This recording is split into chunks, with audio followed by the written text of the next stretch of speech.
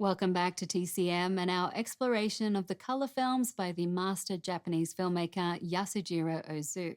I'm Alicia Malone, and the next film in our lineup is one of my favorites from Ozu's filmography. From 1960, it's Late Autumn. This is a reimagining of Late Spring from 1949, which starred Setsuko Hara as a young woman happily living with her widowed father but facing a lot of pressure to marry.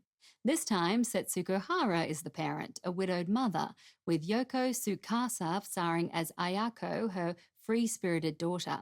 She doesn't feel ready to get married, but her father's three friends and her own best friend, Yuriko, played by Mariko Okada, feel very differently.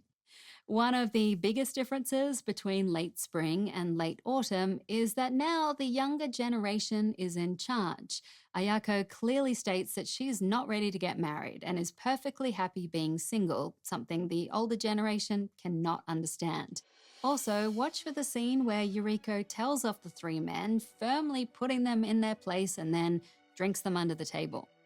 Another difference, Late Spring was shot in black and white, while Late Autumn was filmed in brilliant color. Ozu collaborated with his longtime cinematographer Yuharu Atsuta, who started out as a second camera assistant on Ozu's silent films in the 1920s, then became the first assistant and finally served as Ozu's cinematographer for nearly 20 years.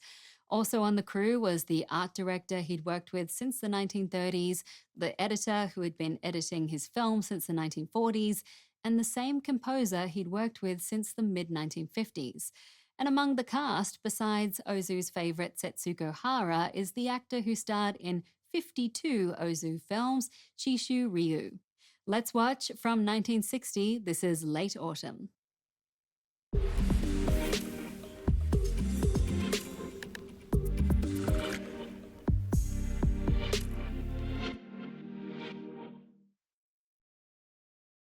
Late Autumn is a beautiful film and gently heartbreaking in that special way only Yasujiro Ozu could achieve.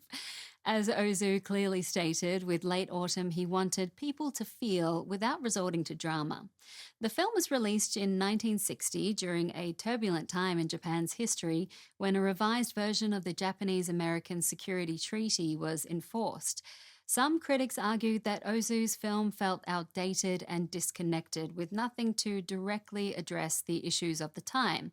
However, as always, Ozu was commenting on Japan's westernization, doing so with gentle hands and a subtle touch.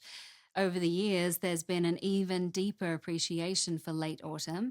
In his 2010 review, critic Peter Bradshaw described the film as another gem from the Ozu canon, a masterpiece of tenderness and serio-comic charm, as tonally ambiguous and morally complex as anything he ever made. Well, Ozu made just two more films before he died in 1963, and next on TCM, we'll be watching his final movie, where Ozu again explores a story about an aging widowed parent encouraging his daughter to get married. Stay tuned, I'll be back soon.